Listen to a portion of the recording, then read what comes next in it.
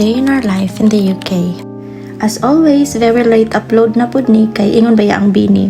Ang buhay ay hindi. You got it! 1 point for you guys. At dahil dyan, isa lang inyong Gcash number para atong i-pray over.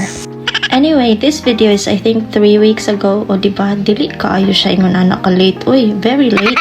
So this was our second day in the caravan in Craigtara in Ayr. I don't know how to pronounce it. Ayr, Scotland. Anyway, basta mo na siya. So, nanghinlo lang ko diha guys. And then, nag-prepare na mi sa among breakfast. Actually, si Kevin rin yan nag-prepare kaya nanghinlo man ko. So, dapat siya ang mag-prepare, no? Lisod sa duga ko atanan. Kaya nga nung triggered ka, girl. Ato na lang storyahan. Kalmahi-gamay. Anyway, after na mo og kakaon og breakfast, nag-book me og swimming man the day before. So, na mi sa swimming. Obviously, dili mi pwede maka-video inside the swimming arena. Swimming pool. Basta mauna siya.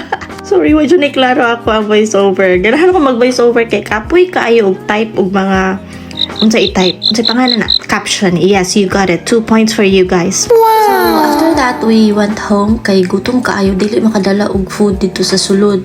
Diba? Daghang kay bawal. Asa na lang man may animo lugar.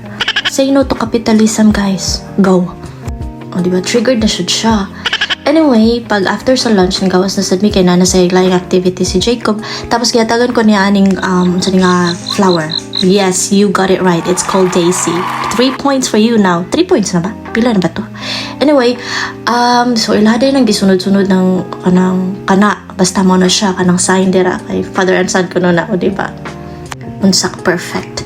Tapos, nagsumbag-sumbag na po sila guys. Ambot lang. Kapoy po ning mga lalaki atong kauban no, kay di ta ka-relate. So, ang amo din gibook aning activity para kay Jacob kay unsa naman po itawag ani ha? Hala, nalimot ko. Basta pusil-pusil. Unsa tawag ani? Tabang. Basta kalo siya. Nakalimot jud ko. Ako lang i-search niya. Basta mauna na siya. Nyaman na, pusil-pusil lang na sila guys. Lingaw naman po sila. Actually, lingaw naman po sila tanawon. It lasted 45 minutes po di ay guys. Saba kaayo ang amo ang kanang door sa CR no? Kadungog mo? Pero eksena po siya. Tapos after ni Ari mi diri kadjot sa playground kay of course, mag-usam di sa playground, mag-play.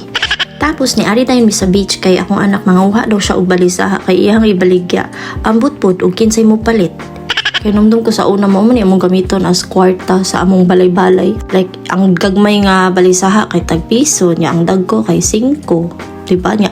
Napod may mga white rabbit nga wrapper. Unsa pa to? Mga ginagamit na mo nga wrapper sa una mo to. Kwarta-kwarta naman ay G's, 20, 100, sino ka dyan? Hello, very MMK. Tapos pag uli namin na-meet nga mga silingan na mo sa caravan nga, napoy mga kids. And then nagduwa-duwa sila dira sila Jacob. So, maura to siya guys. Goodbye!